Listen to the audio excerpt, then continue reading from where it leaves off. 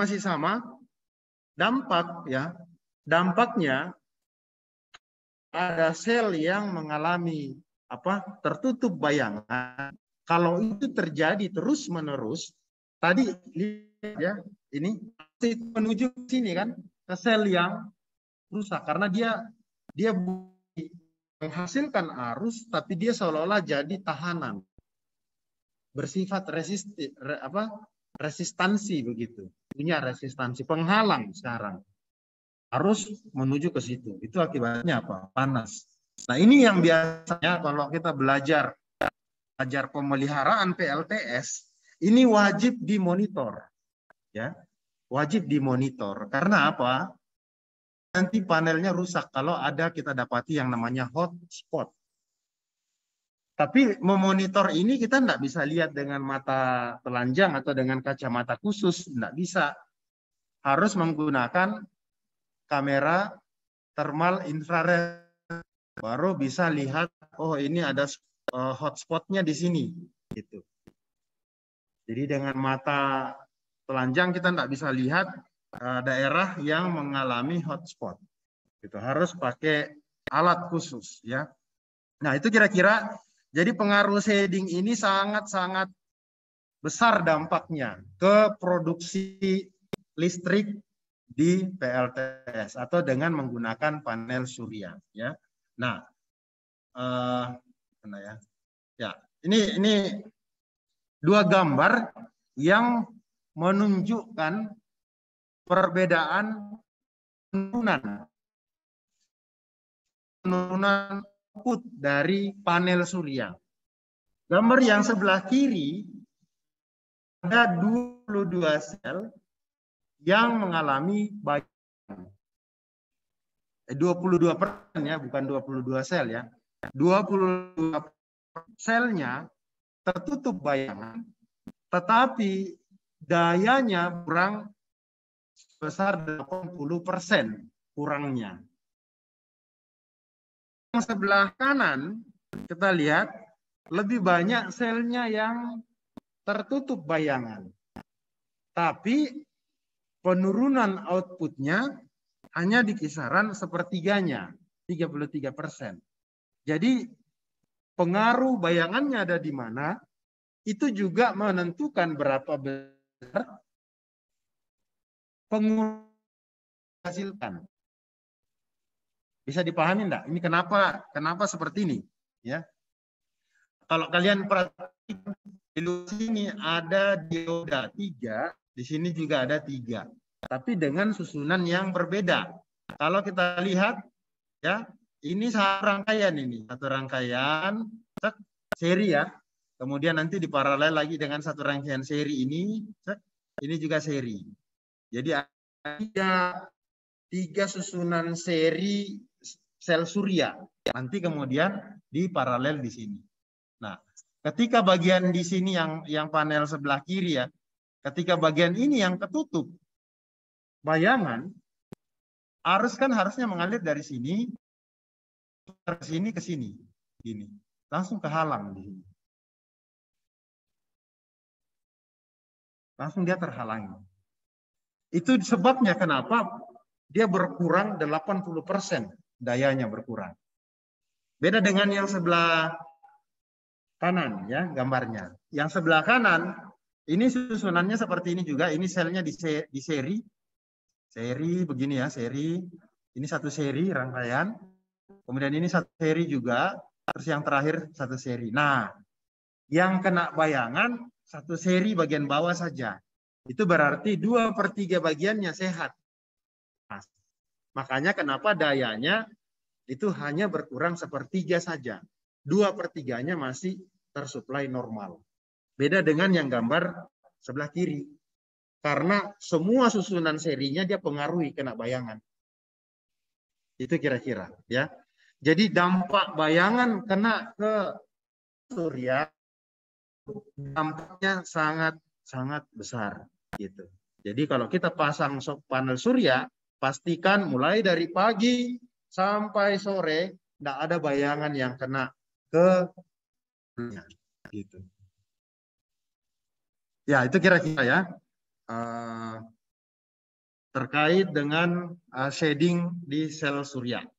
Berikutnya, kalau kita perhatikan modul surya ada labelnya di situ ya. Di belakang modulnya itu ditempelin nameplate-nya ya katakan. Nah, di situ ada kelihatan model tipe ya. Nah, itu ada. Kemudian biasanya model tipe ini kalau di sini ya kita lihat ya. SPU 100P. Nah, biasanya 100P ini tanda ya. Berarti nanti dia dayanya 100. Jadi kalau misalnya dia 50, nanti pabrikan ini dia kasih kode SPU 50P, misalnya kayak begitu. Jadi 100 itu sudah menunjukkan ada artinya ya. Biasanya kapasitas panel. Nah, kalau kita lihat di bawah peak power, dayanya ya, daya maksimumnya itu adalah 100 watt. Kemudian toleransi keluaran itu 3%. Apalagi voltage. Nah, tegangan open circuit itu sebesar 21,6. Apa itu tegangan open circuit? Nah, bisa dilihat di sampingnya. Open circuit voltage itu ada tegangan pada keluaran modul ketika tidak ada beban. Dia tidak disambung apa-apa di luarnya. Nah, itu tegangan yang terukur itu namanya tegangan open circuit. Kemudian peak voltage. Ada ya. Maksimum power point voltage atau tegangan operasional pada daya maksimum dan seterusnya. Nah, ini istilah-istilah yang wajib dipahami ya. Wajib paham. Jadi kalau kita periksa panel surya, ini yang kita cek dulu. Dayanya berapa, arusnya berapa, tegangannya berapa. Ini terkait juga perancangan nanti. Jadi harus kuasai data yang diberikan oleh pabrikan ya di sini, di nameplate-nya. Jadi ini wajib paham artinya ya, gitu. Kemudian di situ ada beratnya ya. Beratnya 8,9 kilo. Dimensi itu panjang kali lebar kali ketebalannya. Kemudian maksimum sistem voltage. Di situ ada 1000 volt ya. Nah, maksimum sistem voltage 1000 artinya kalau secara string misalnya, ini kan satu panel atau satu modul ini kan tegangannya berapa? Tegangan open circuit-nya sebesar 21,6 ya. Nah, 21,6 satu panel, satu modul. Kalau misalnya ini dirangkai secara seri membentuk satu string, itu setiap modul ini bisa tahan sampai sistem 1000 volt. Jadi misalnya sampai berapa puluh panel dirangkai seri semua. Begitu, satu stringnya ya. Nah, itu masih memungkinkan sampai maksimum 1000 volt. Dia tahan panelnya. Artinya, lebih dari 1000 volt, itu pabrik tidak jamin ini modulnya atau panelnya akan masih baik atau tidak. Dia tidak jamin. Begitu kira-kira. Kemudian sel teknologi ada ya, poli ya. Di situ ditampilkan poli Si, itu berarti poli kristalin silikon ya. Jadi di gambar tadi di nama tadi ini 100P itu 100 watt poli. Kalau dia mono nanti biasanya dia ganti 100 M.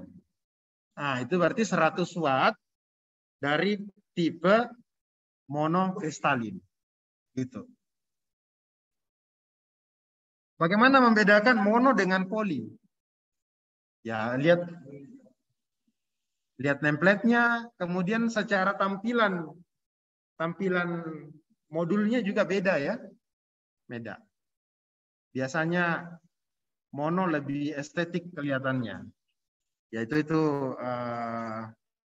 yang umum-umum ya.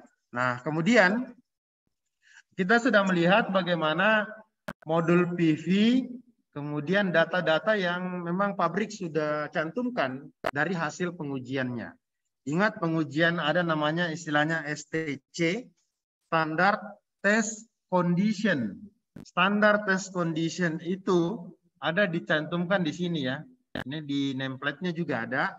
Di situ dicantumkan air mass itu 1,5, kemudian iradiasi 1000 watt per meter persegi pada temperatur atau pada suhu 25 derajat Celcius. Kalau panel surya ini atau modul surya ini menerima iradiasi matahari 1000 dan suhu 25 derajat, maka panel ini mengeluarkan daya maksimumnya di 100 watt. Begitu maksudnya ya. Jadi data 100 watt, arus sekian, tegangan sekian, itu dikeluarkan pabrik berdasarkan setelah dites pada kondisi ini. Pada kondisi 1000 watt per meter persegi, temperatur 25 derajat. Nah, pertanyaan, ketika sudah dipasang nanti di ruang terbuka, apakah kondisinya sama dengan standar tes kondisinya tadi? Belum tentu ya. Belum tentu, karena pagi hari iradiasi itu berubah-ubah begitu. Dari pagi sampai sore itu kan berubah. Terus suhu juga kan berubah-ubah. Tidak selalu 25. Nah, itu semua mempengaruhi nanti panelnya atau modulnya berapa daya yang dia keluarkan.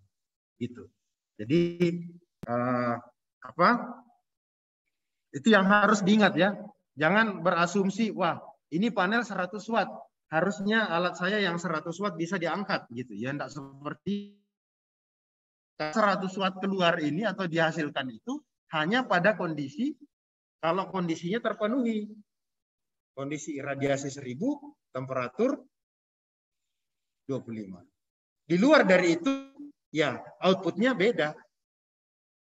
Gitu. Itu yang harus dipahami, diingat ya. Oke, berikutnya. Kalau ada pertanyaan langsung tanya aja ya. Ini